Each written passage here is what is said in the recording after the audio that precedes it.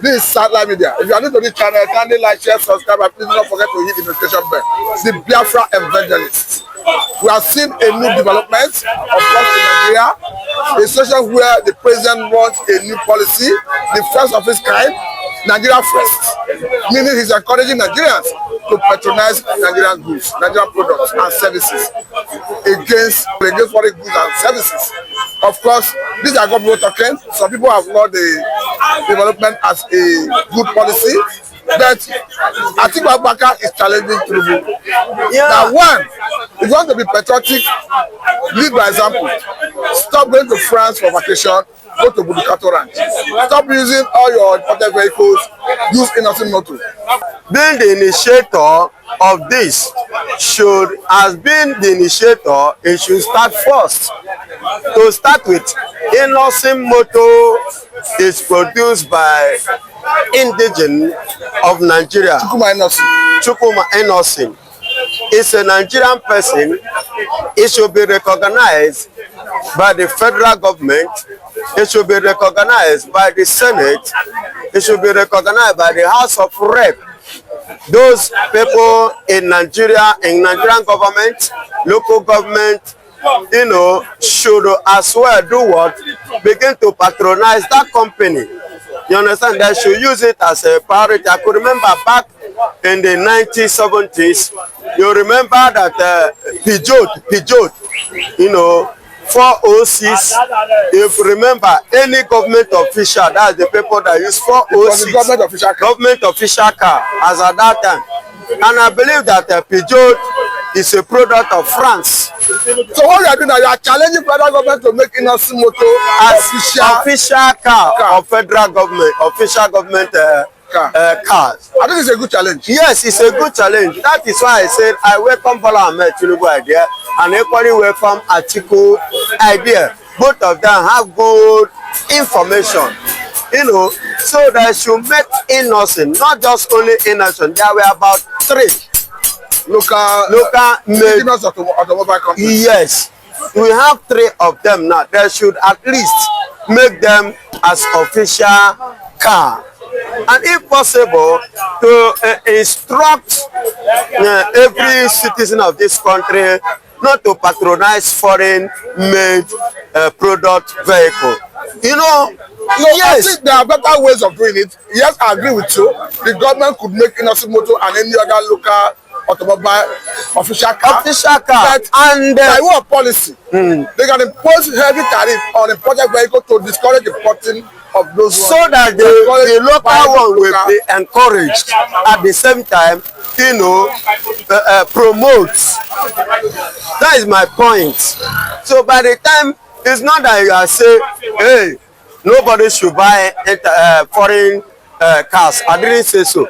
There are some policies, there are some things that will come or you will impose on the foreign cars that will make the citizens, to look backward and see and patronize the local one. Since the local one has the same quality, just as the internet, the foreign one. Some have argued that if Innoson Motor were to be from an Hausa person or a Yoruba man, that the federal government will, with a speed of light, adopt it as the official car.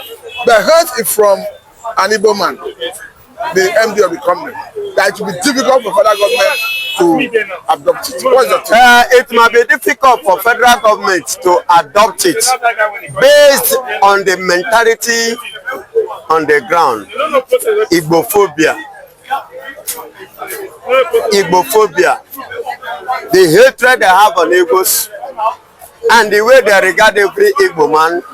In this country, they see Igbo people as a third class indigent.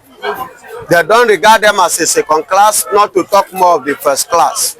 You see why anything that comes from Igbo people, they mainly and majorly see it as inferior. Not that those products or those things, those goods are inferior, but because of the spirit of inferiority in them towards Igbo man, that makes them to see product from the east or from Igbo man as inferior products. You understand? And they are being scared. The fear of Igbo man, they say that they don't want to promote. They believe that, you know, patronizing every Igbo man product is like promoting Igbo people. You understand? Which they don't want. That's why it's like that. Is it not better if you see a good thing, irrespective of where it's coming from? So long as it's from a Nigerian, it's not good we embrace it. It is good to embrace it in a country that wants feature, a country that believes in oneness, a country that wants something better, something good. You understand? But a place whereby you have discrimination like this ours, you know, you have this tribalistic mentality. You have discrimination all over, even from the womb. You know, you find it difficult to embrace such. And by so doing, development hardly come. Good things hardly take place. Okay, let me take you to the angle of shadow government being formed by Padutome. He has named Duro Farotimi as one of the cabinet members. And the intention is to have alternative policies of government to place for Nigerians. When the government come up with policy, they say, no, do it like this, it will be better. It's not as if they want to take over the government.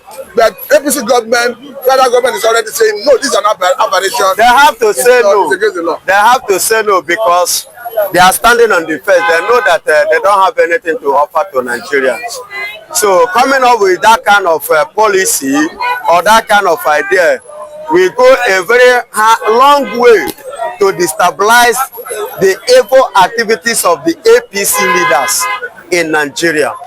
Because people like Dele Farotimi is somebody that can come up with something that will devastate a whole party and a whole government.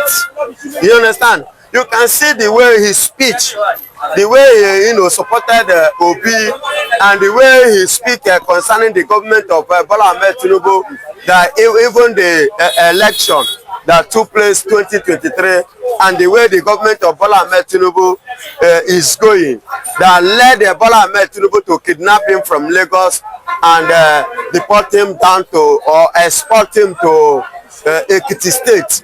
See the distance. You know, that kind of ideology, APC will never buy it because they know that they don't have good agenda for the country, for the nation. So I don't see them welcoming it. But if you see people like PDP, we know of that time, I don't know the kind of PDP that is coming now.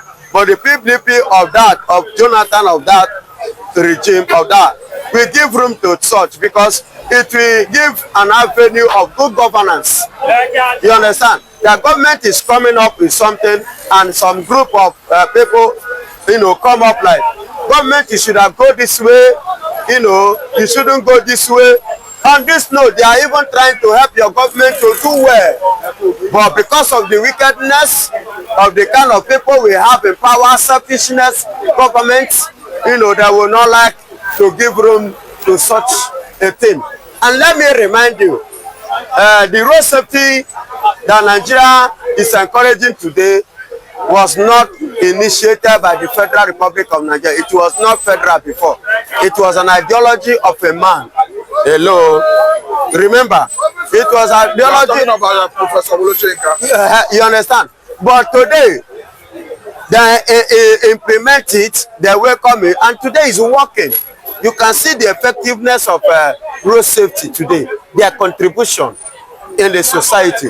So this idea is going to contribute immensely, but the kind of leader we have and the kind of political party today are darkness. They don't want anything that carry light to show in their system. But do you think someone like Padutome have what it takes to come up with viral opposition, talking about good policies and alternative to what the government is doing? Of course.